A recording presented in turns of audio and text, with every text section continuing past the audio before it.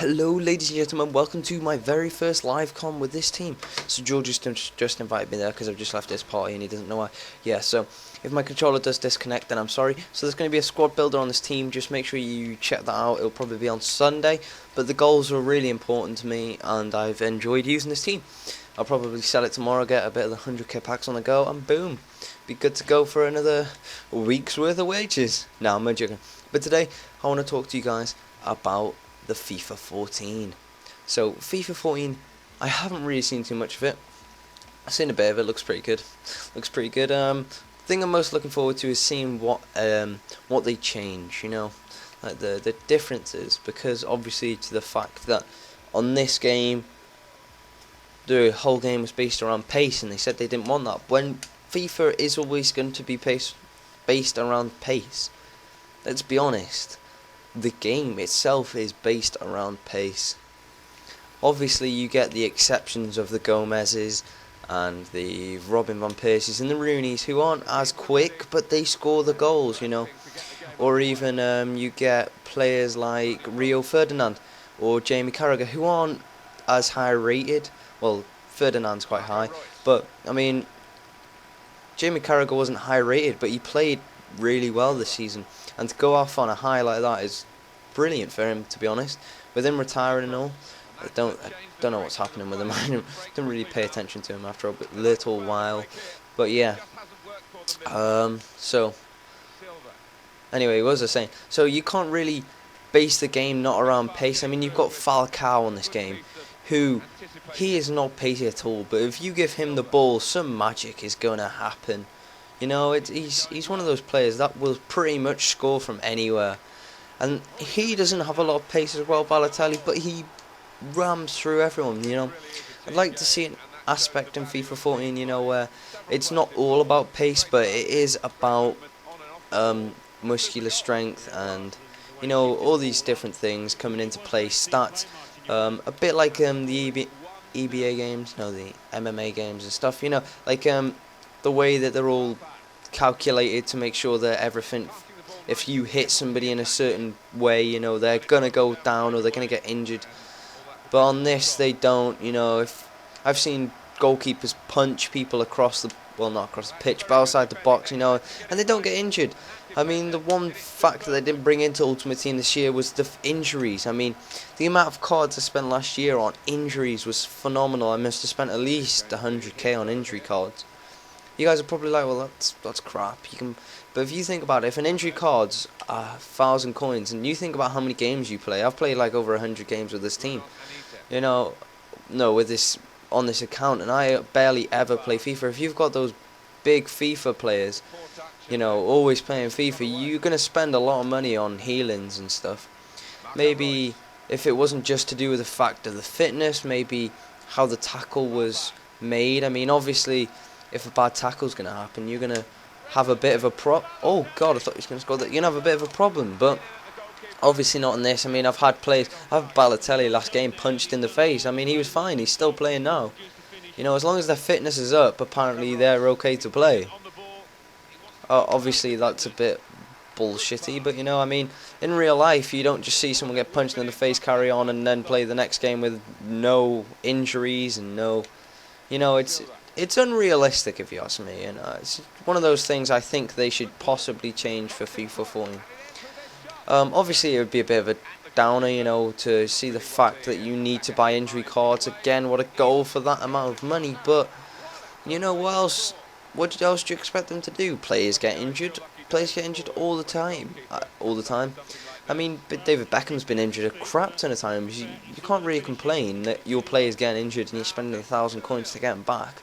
I mean, play a few games. You know, you're gonna get your coins back eventually. If that player scores, what, 3 goals maybe for your next game, you're gonna obviously expect him to do some reasonably well for you. Or maybe even just put them out for a game. I don't know what aspect they'll put into the game. Maybe if they put out, well, he doesn't get injured, but he has to sit out for like a half or something. A bit like on career mode, where you have to take them off, they're that injured, or, you know, but it'd be nice to see something new. And then, gee, we're just scoring power goals after power goals here. So if you can understand where I'm coming from. So the other thing I'd like to see in FIFA 14 is the value of players go up. I mean, you guys are probably like, oh yeah, well he's 100k at the moment. A player is not worth 100k. Maybe like a career mode, you know, where you can, I don't know, play career mode and you paying a couple million for a player, you know. I'd like to see like 1,000 players maybe be 1 million coins, you know, and then like the million coin players be like 100 million coin. You know, it'd be a bit different. Everybody would expect them, or if you know you're gonna be one of those first people on EA, it'd be so funny, and you just say, "I've got a million coins! Holy crap! I discarded a gold player!" All this, and then you find out that it's actually equivalent to like 1,000 coins. But I think I can understand where they're coming from, because if you've got, because people actually do have like 100 million coins on this already. So as you can understand the fact that if you did that on FIFA and it was only equivalent to 100k or something, you know, you're going to have a bit of a problem because they're going to be going into the billions here. And the other thing is, I would like to see, I know a lot of people may not have heard about this, but it's career mode online. Imagine how good that was. You join a server with people, you know, you have to stick in that server, and you can trade, everybody picks a team, a bit like head to head.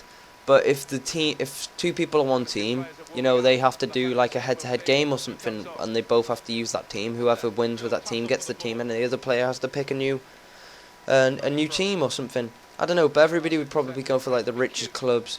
But then that would probably put a bit of competition into it. So then you play people online, or you can trade offer money for players. Because like say I wanted Balotelli on this, you put like if you're Manchester City, although he's gone to Milan now, you know, you put a couple million on for him, you're gonna get him. It's a doubt, but you got people you might trade offer and be like, well, no, I playing well with Balotelli at the moment, or something like that. It'd be really cool, you know. Because me and my friend Jay, we actually did a competition thing, like to see who was Liverpool on the same difficulty, same amount of money. You got to see who gets the furthest or wins the title with the most points, you know. And it was really enjoyable. But if you could put that into an aspect of online, I would really enjoy it. You know, people would pay more. You know, maybe if they put it as an add-on feature, like a 400 coins.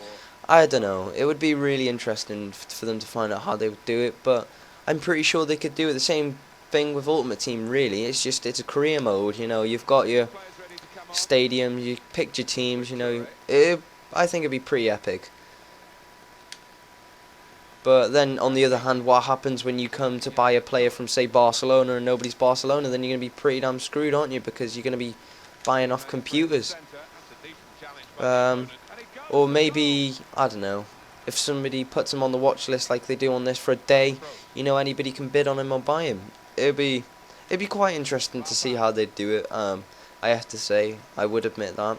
Maybe something like Football Manager, you know, you get all your mates in, and if you all pick a team, and then you can just basically, they would still be computer generated, but it'd be more like if somebody wanted the same player, you know, you'd have to either offer each other for that player, or you would have to have a bit more against your mate or something, or you know, you go, well, if you let me have, say, Messi, I'll give you Rooney and Aguero.